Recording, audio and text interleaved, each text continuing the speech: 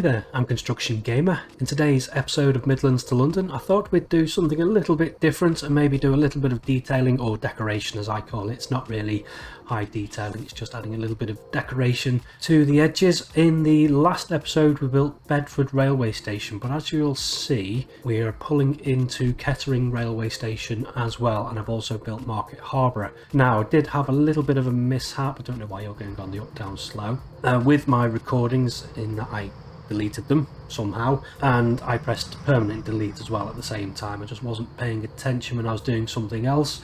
Tried some recovery software, but unfortunately the save was unrecoverable, so rather than just kind of rehashing what I've already built, I will just kind of call it what it is and it's constructed, and we'll move on and do something else, because I know a lot of people are now eager for the save file to be uploaded to the workshop. So this is train East Midlands Railway Nottingham to St Pancras, calling it Kettering, and it's on the up down slow. I believe it is. I don't know why that is. You want to be on the up down fast, so what you're going to be number 8, I assume. Number 3. So it's going to break. Yeah, it's going to break it. Great. Okie dokie. Back on number 1 then, or number 2, or whatever. Now I've completely broken it. Right, let's try that again, shall we? So you want to be on platform number 3. It's just the train that's unhappy, but that's not a problem. We can just reverse him and let him go back to St Pancras. That should all be fine. Yeah, but before we actually get on, so I'll just show you a little bit. So we've done Kettering. Kettering I recorded and lost. Not a particularly complicated station anyway. And I've built the line up as far as Market Harborough, which I haven't actually built the town, but it is a little bit of a parkway almost-ish anyway, so I'm not really too worried. We could maybe add it later on, but like I always say, I don't really want to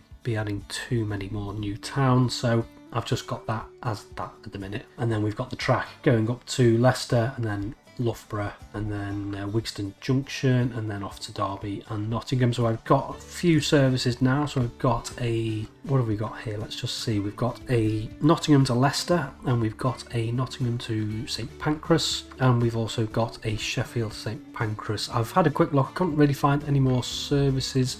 I think there might be one. Well, there will be more services, but we need to build a line to Burton-upon-Trent and things like that. So yeah, the only question I had, which I'd like to put to you, is about, if we go all the way down, it is really quite a long run, is to Bedford, because Bedford is a mess. The southern approach, we've got a lot of bidirectional working. Well, not a lot of bidirectional working, but we've got a long stretch of bidirectional working, even across the river here, all the way to kind of the line itself, which does not appear to be, it's not particularly kind of efficient. I mean, it might be kind of the reality, because we do have the non-stop trains, East Midlands Railway on this down, up fast, and then you've got the down fast which runs along the platform edge, which that's all accurate, but it's the Thameslink service, what is now, not sure, I'm pretty certain that the Thameslink service does run on the up down slow, but I'm not sure about the East Midlands Connect. Now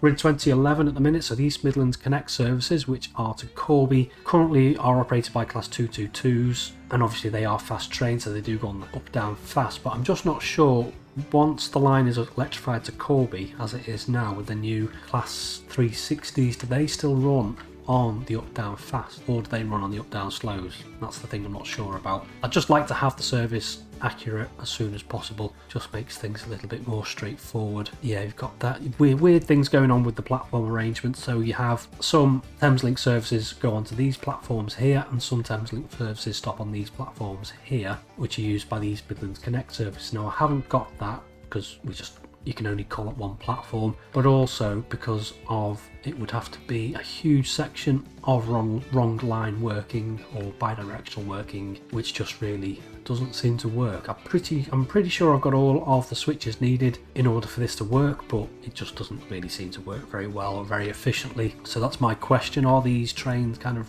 pathed correctly? I think the East Midlands Connect is currently running on the up down slows by the looks of it, but I'm pretty sure more than likely they should be operating on the up down fast, but I don't know. And yeah, as you can see, they're operated by a 222 at the minute, but we've got a good number of trains, East Midlands trains services. We've got Thameslink, and we've also got a cross country service a bit further up, a lot further up.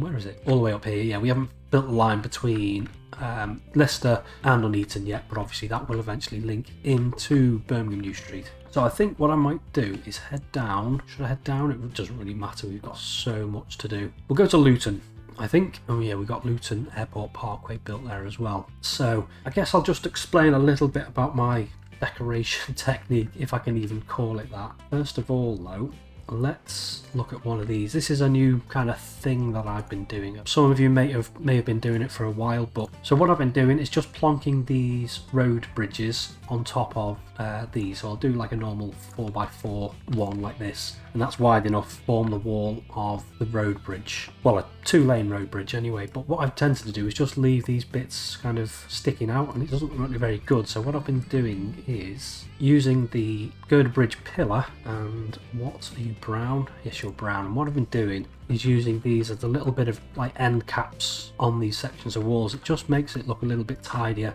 I think. Obviously when you do it with a railway, it just puts this in automatically, but obviously when you do it with road, there is no road snapping section, so you have to kind of do it yourself. So I've been doing bits like this just to make these look a little bit better. Worth saying that. If I do that, it's going to be sticking out. All it needs to do is just literally cover the end of that section. So if I just chuck that in there, and then actually I might leave that as it is. Is that the same colour though? No, it's not. It definitely doesn't look like the same colour. Let's try that again. Stone grey, is it? Let's have a look. Yeah, stone grey, and let's not have it glitching through the other bit. There's a bit of guesswork really to where it should go, but as long as it's covering the end of that bit, it just makes it look tidier. We just don't want it glitching through. So what I do is I tend to tab it down, then hold hold shift, and then I use page up and page down, and then just literally a little bit like that, and then get rid of that tree which doesn't want to be there, and then do the same again. So you just, until it's like fully visible, and then just kind of somewhere in the middle of that, just plonk it down, and it just looks like a little bit of an end cap. Some of you might have already been doing this. Some of you might have a better way of doing things. If you do, then let me know in the comments. But for me, that just looks a heck of a lot better. Because if we go to a rail bridge, have we got a rail bridge? Yeah, obviously we've got these capping things here, the caps, end caps with snapping to the railway, so it all works nicely. But obviously the roads don't have any form of snapping, which is a little bit of a pain. So that's just one thing I've been doing. So I've done that one there. I've done a lot of the bridges I've been building in the last few episodes will definitely have those sorts of caps. So the only other thing that I do, so let's come away from that. We've got Leicester here. So we've got Luton. I've already done this to a little bit of an extent, is as we approach into the town or city, what I tend to do is just plant loads of trees, which I know is a little bit cheating, but it does help to kind of give you the effect. So what I normally do is go to, first of all, may as well select trees. I'll go to the hazel first. I will go to that's fill there, brush size, bring down a little bit, and then what I tend to do is just knock down the strength of the brush and then build some or plant some hazel trees, because these ones are quite small. So it's not too bad to have them close to the railway, in between a bush and a tree, whereas I don't really want trees right up to the railway line. You just wouldn't have it, but it basically does is it fills out the space quite nicely, having these hazels like so. And then I'll go in with the single oak like so, and then just fill in just behind, so we're getting a bit of graduation with the tree height, because obviously, especially with an electrified line, you wouldn't want trees right up to the rail line, but at the same time you probably would end up with shrubs and stuff like that. And then behind that I'll probably go in with the European linden, something. It is a European linden, yeah. And it just gives you, what this does is it gives you that graduation of height. It makes it look as if Network Rail has actually been maintaining the trees, which it doesn't often do, unfortunately. And if I put in some single oaks around here, and then just at the same time it gives you a nice backdrop as well, so when you're coming in on the train it just looks like you're like coming into an urban area with houses would be on this side, you know, because when you're coming in you don't always see the gardens of houses and stuff like that unless you're on a viaduct or a bridge or something like that. You would just end up seeing bushes and trees as you're coming into the urban area. That's my excuse for not kind of going full detailing. Next thing I'll do is I'll use this texture here, which I think looks a little bit better, and it gets rid of any grass at the same time. And then I'll do a little bit of smoothing as well. Obviously you want full power on the smoothing brush. Yeah, somebody did say if I select grass, paint tools, if I hold shift it gets rid of the grass, or is it control or shift or alt? No, alt just moves stuff around a little bit, and so does that one. So I'm holding right no, yeah, somebody did say, I mean they might have been right, but this just appears to be placing more grass over the railway, and I'm holding control there, so yeah, that's just placing more grass. So in order to save time, what I used to do was go down the railway kind of doing this, which took forever, putting the gravel in between, and obviously it's not needed, where we can just go in with this texture here, which is forest ground, nice wide area. It's quite a nice texture anyway, and get rid of all of the grass like this. It's so much quicker. We can just do the entire railway in not much time at all. It just, yeah, don't, especially on main lines which are really kind of active and modern, then I don't really like having grass growing up through the main lines. What have we got going on here? Yeah, that's just a concrete bridge, so I'm tempted to leave that as it is. Can I just delete that bit of track? I think just let that pass. Delete this track here. I don't really like that bridge, if I'm honest. No, I don't want to delete that. I just want to delete the track. Let's hope I haven't messed anything up too much. Standard track with catenary, yes. And it's too low. Of course it is. Is this going to build? No. Yeah, I really don't want to have to use zero height bridge. I can help it. Not because I haven't got to grips with it anymore. It's just because of that thing where you don't know which bridge you're selecting. If I just tab that down, that should be deep enough for that, and then we can select the type of bridge we want. So I think I would be using, because it's some sort of modern dual carriageway, so it would need a modern bridge. I think, yeah, there is that one, but I think that, no, not that one. That one. Yeah. All I want is the kind of the railing alongside it. That's all I'm looking for. Doesn't make a huge difference, but I think it just kind of makes it look a little bit better. And with the concrete bridge, I don't think we need end cap so much. Although we do have a little bit of pillar glitching through my thing. But what I have done is put these again with these pad things here. If I go to something like, well, no, it's not that, it's that one. These will snap obviously because it snaps to the railway, but yeah, I just use these underneath just to give it like a little bit of an abutment, just to make it look a little bit better. And I think that road can probably be raised up a little tiny bit, something like that. Let's just get this connected back up again. So yeah, it's just making a judgment on what you think you'd need. Obviously I think the girder bridges definitely do need the caps just to make them look a little bit better, whereas like a concrete bridge like this, probably just get away with having the wall abutment to make it look a little bit better. Actually, speaking of bridges, this is another area where I do a little bit of decoration. Is with bridges, no matter how much smoothing you do end up with like creases and stuff like this, which is a little bit annoying. Looks quite ugly. So what you want to do is, again, good old common hazel. Really does do the job quite nicely. It's quite a thick bushy bush or tree, and it really does fill the space quite nicely, and it'll merge into the wall, so it just looks like a little bit of undergrowth growing around that abutment, and it just tidies up any of those little bits of creases in the terrain that you can't get rid of. And what I tend to do is just clicking quite rapidly, just kind of trying to make it look as random as possible. Just build a little bit of like a triangular thing, and I'll do the same on this side. So if you've watched any of the time lapses, you would have seen me doing this like loads of times. This is kind of dozens and dozens of times I've done this now, and it just makes the kind of bridges look so much better, because you do find like between the road and the rail, you normally do find just kind of undergrowth, brush, shrubs, stuff like that growing alongside the railway and the road. So yeah, I'll just kind of do this again, all these, just kind of bashing the mouse until I've got all of these built where I want them. If you use the brush, it doesn't build them quite as densely, or place them quite as densely, and doesn't place them close to the railway bridge, or sometimes it'll place them over the tracks, which you don't really want. So what I tend to do is just kind of do this little bit by hand, which will just finish off this little bit here. And then actually what I'll do, I think I'll just do this side. I think you get the general idea. We're just placing hazel, common hazel, around the abutments and on those weird little creases that you get, just to kind of hide all the ugliness. Makes it look a little bit more realistic, and at the same time we're just hiding bits that we can't kind of easily fix or remedy. Okie dokie, so I've done all that now, and then what I'll do is I'll turn the brush size back up, or to, yeah, something about there, and then I'll just kind of join these two up with the common hazel again, and I might just come along a little bit alongside the road, alongside the road and the track with the common hazel, just to fill any space there. Just gives us a little bit of a buffer.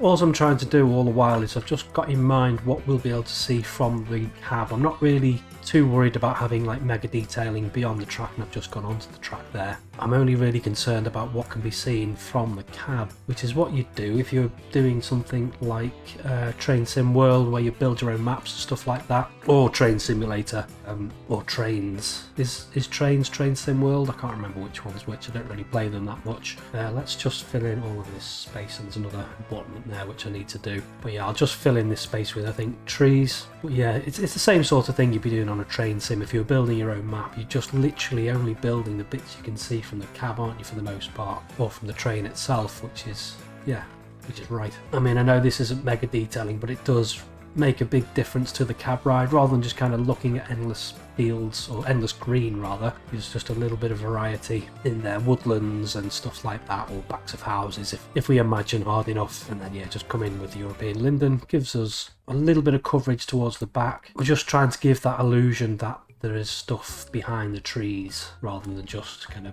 greenness. And we've just got that height there as well. The height of the European lindens as well helps when we're on bridges and stuff like this, because it just kind of hide stuff a little bit further up like that. Because sometimes if you're on a viaduct or a bridge, you're going to need some extra detailing just to kind of make it look a little bit better. But yeah, I've done that. So I've done that abutment there, that's all fine. I think pretty much all of this is going to be the same, so it's all going to be, I think I'll just do the European linden stuff here. I mean, you can actually on these abutments do a little bit with the brush, but you do have to come in, I'd say, a little bit later on. Well, come in immediately after and do it yourself. So let's just chuck stuff down there. So yeah, all along this river actually we're going to need some trees, because we're going to be in the cab about here, and we're going to be able to see like all the way up to here. So I think I will just have the hazel and the trees just to give us something a little bit more attractive to look at. I'll just carry that round that river a little bit. I've forgotten the river's called now. And then again, European linden like so. So if we're on the train, you can just see it should be, let's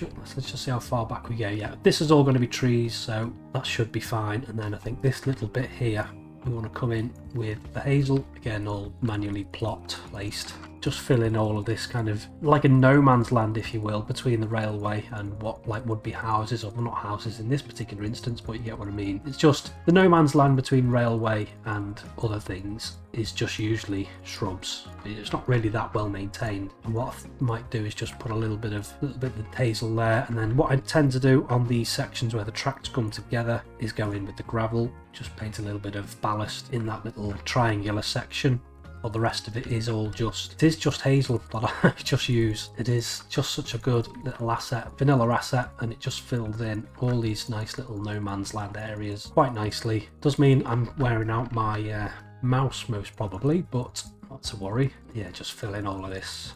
Yeah, you do have to come in, even if you use the paintbrush, you do have to come in manually, place these, just to get all of the little nooks and crannies covered up, just any bits of glitching and stuff like that, just all nicely covered up. And again on this side, you can even glitch the shrubs into the walls a little bit, just cover all that up. And what you tend to do is best if you try and kind of graduate it as well with the hazel, so you got like a real dense patch of hazel here, and then I'll try and kind of graduate it a little bit just so it doesn't look like we've got really kind of dense and then not so dense. And then again on this abutment here, I mean, all of this stuff, you just see it very briefly when you're on board the train, but it just makes such a big difference. So this is the sort of thing I would be doing on the approach into urban areas anyway, is the hazel, just as a cheat. I guess actually I'm just going to come down to London, because I'm not sure if I've showed you this properly. I did this for a photography competition on the Discord, the Transport Fever Discord. Yeah, it is miles and miles and miles. Actually, while we're on the way,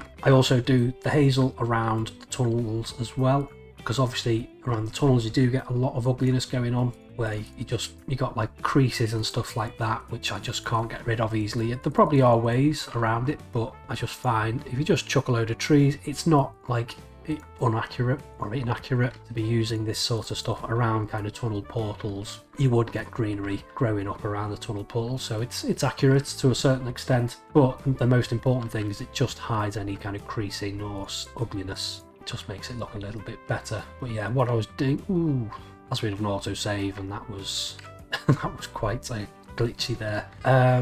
Where are we? West Coast Main Line. I have subscribed to some houses, so as we come into London on the West Coast Main Line, you will be able to just about see like the backs of these houses and stuff like that, and I will be doing a lot more work with these houses eventually. I don't know if I've got them as active houses. I don't think I have. I think I've just literally got them as empty properties, but that does make a big difference when you're kind of coming into the West Coast Main Line. Again, on the tunnel portals, I've just kind of put in the hazel and stuff like that, but once I've done all of the tracks, because we've still got a lot to build. I mean, I have done a lot of tree planting as well, but I will be coming back in with the houses and stuff like that as we approach into London, just to give that illusion of dense zoning like here as well. I've done a little bit. This is very time consuming. It looks great, but it is time consuming. So yeah, that is one thing I'll be doing later on, but today I just wanted to show you kind of almost the cheating stuff decoration that I do, should I call it. So Leicester to Loughborough's been done. I'll ignore that for now.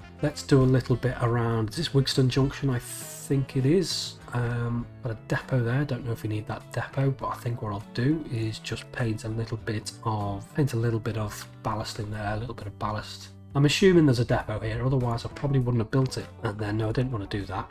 I wanted to get rid of you. Assets. Yeah, just plonk some more hazel around here. I'll just place it by hand just to give a bit of a random brush around here. You can get these quite close to the line without like the branches kind of interfering with the trains. And then if we just come to this again, we'll just do a little bit of hazel around to about there, and then maybe a little bit around here as well. I mean, I'm not really referring to Google Maps with this to make it look super accurate. I'm just kind of gauging what I feel should be in a particular area, just to kind of give that little bit of extra depth. I could go to town and really make it look super realistic, but with the scale of the map being off anyway, it doesn't really matter all that much. All we're concerned about is just making the cab rides look a little bit interesting. And obviously once I've finished all of this, I think what I will do is I will finish the entire Midland Main Line to a certain extent, and then I'll do a cab ride once it's all finished. But I think you get the idea of what I'm doing here anyway, with the tree planting, graduation of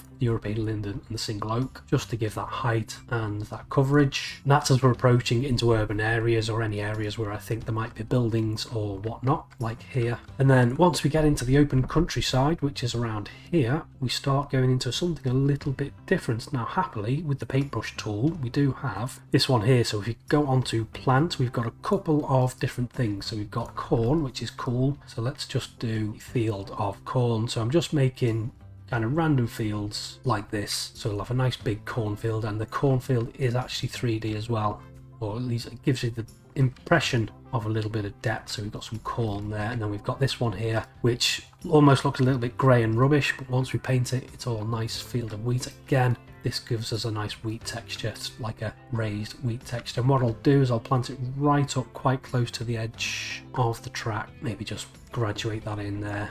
Maybe have this road looking a little bit different. The road is useful later on. Well, it will be in a minute, I'll show you, but what I want to do is just get this road. It sets a bit of a boundary, and it also gives a little bit of interest as well, because you will hopefully get cars driving on your roads, well you should do, but at the same time you don't want them just kind of too close to the railway, because you do want that space to be able to plant your fields, or paint your fields at least. Yeah, let's get that connected up to that road there. So yeah, we've got this little bit of a boundary. So we've got a wheat field here. Let's get another, maybe actually if we just extend this wheat field beyond this road, we're just kind of trying to imagine in our heads what a field may look like. So something a bit like that. And then I think here I will go with a grass of some variety. I think I usually use the really dark grass, and this will be like a field of, it's either gone to fallow or it's used for the silage for cows and stuff like that. Yeah, we're on the east of the country. I'm not sure how many kind of dairy farms. I'm sure there are plenty of dairy farms. Where I live in the west of the country in Cheshire, we have lots of dairy fields like this, little tiny, well not tiny, but we have lots of small fields, where I think in the east of the country you do tend to have some bigger fields. So we can get a bit like a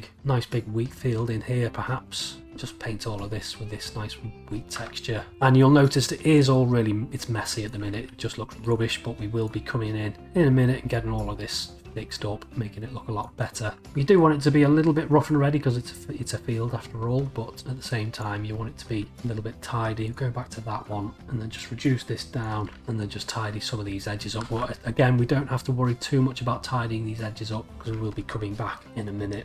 Right, so we've got some nice field textures going on here. Shall I maybe another cornfield, maize field, like so? Yeah, in this country we don't tend to have corn for eating, I don't think. Most of the maize is a variety that's just chopped and fed to cows or to digesters. I think that's right anyway. I think in this country, and maybe another fallow or grass field, just a little one there, a little bit of maybe even a paddock or something. We have plenty of those where I live as well. Doesn't really matter. It just gives, what it does is it just breaks the area up, because you can imagine if you had loads of fields of wheat, it'd just look a little bit boring. You want your nice fields looking all different dirt, and we want to try and get this planted up. And that's my cornfield. Yeah, it doesn't matter if you go right up to the edge of the railway, we will be fixing that momentarily. But yeah, they're the three textures I tend to use. So the really dark grass, this one here, the grass dark green, the wheat and the corn is pretty much most of what I use for these sorts of things, which at the minute looks a little bit rubbish, so we need to kind of come in and improve the way these look. So we want a dirt texture. So is it dirt or soil that I use? Let's have a look. That's soil.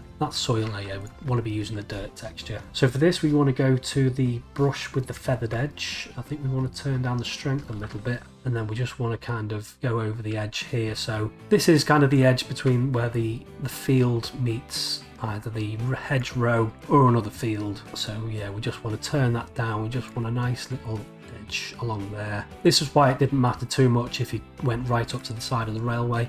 And again, with these seams, what we want to be doing is just maybe turn the brush strength up a little tiny bit. It's just the gaps between two fields. We want to be doing this, and then maybe a little bit of a shallower corner on that, just so it's not so sharp. I don't tend to have sharp corners on fields. It's not very practical for the machinery. Although you might have some fields with kind of sharp corners, but they tend to be a little bit more rounded. Obviously, where the machine needs to turn, especially like a combine harvester or something. Obviously, it doesn't like going around sharp corners. Again, you just want a little bit of a triangle there, perhaps. This seam between these two fields, just coming in, making a nice wide gap between two. This is a lot more time consuming than just painting on the field, but I think in the end the actual final look it's worth it. So yeah, you just want to do that all the way around there, like so, all the way down alongside there, and then again we've got another seam here, nice wide seam like so, coming alongside there, and then we can just fill in a bit of this. Probably gone a little bit too close to the railway there if I'm honest, but it's not a big issue. We can still come in and fix that. Just paint this dirt texture all along here. So yeah, even though this isn't super detailing by any means that I'm doing, it's still still adding texture to the map and making it look better. I even sometimes go alongside the road, just make the brush a little bit bigger, just to make this look as good as it can. I mean, you're going past these fields at some speed anyway, so you don't see all of this effort, but it just adds to the route as a whole, if you get what I mean. Not sure I completely get what I mean, but yeah. I think you'd noticed if I hadn't have done this to that bit, and they've got another bit of a seam here between these two fields. So again, just dirt texture along there, dirt texture along that road. Probably not so much along here, doesn't really matter too much. Yeah, the further away you get from the line, the kind of less accurate you have to be with your painting, but I just want to get all of this in first and foremost along here. So we've got in this little bit here, which is the dirt. I'll do the other side later on, but now what we want to do is we want to use that texture that I use again. So we're using this one here, which is the forest ground, and we're coming back. I mean, we are going over areas which we've just painted, but we're just kind of building layers, adding textures. We want to decrease that brush down a little bit, and then a little bit. So you turn the brush down a little bit, maybe increase the width. Is just down the middle of that soil that we've just painted. We've painted a line. So this is rather than putting a hedge in. Now, to be honest, I don't know on the eastern part of the country if hedgerows are a big thing. Anyway, I know where I live, fields as they are used for kind of animals, sheep and cows, then obviously hedgerows and fences are a big feature. Obviously they're used to keep the animals in, but I'm not sure on the east coast of the country that they're quite so prevalent, because you do have a lot more kind of arable land, which is this sort of land here. But we're just kind of faking a hedge almost, and adding a little bit of texture at the same time, because you just don't want all soil. So just painting that, give that a little bit of texture. You've got another seam here, again just coming down the middle with this brush, and then just little areas like this. Let's increase the brush size, feather that edge as well. That's why I'm using this brush here, because it just gives you a little bit of a feathered edge, gives you all of that nice texture along here. Again, we're just any little bits where we've gone a bit too close to the railway with the field or with the dirt, we just push that back, gives us that texture, that depth that we're looking for. So if you come down here now, you can tell definitely that I've kind of done that texturing with the soil, and you can see the difference that it does actually make than just having field grass. You know, just it doesn't look realistic really. You'd end up with little bits of rubbish like that. And then I think I want to come back in with the dirt texture. So it's that one there. It's actually quite a nice texture. I've just gone over a little bit where there's like corn in the wheat field, which obviously you don't want. And then we need this forest ground, or those little bits of corn there. like so. So we've done a nice little bit of painting, and we've got our nice fields, which as you will see as you come down, they do actually look quite good, and we've got that like the 3D texture as well, which looks quite cool. So the next little thing I do, just for an extra little bit, is we're back to the hazel again. So I don't want to build an entire hedge along here. I mean, even if it was accurate to have hedges on the east coast of the country,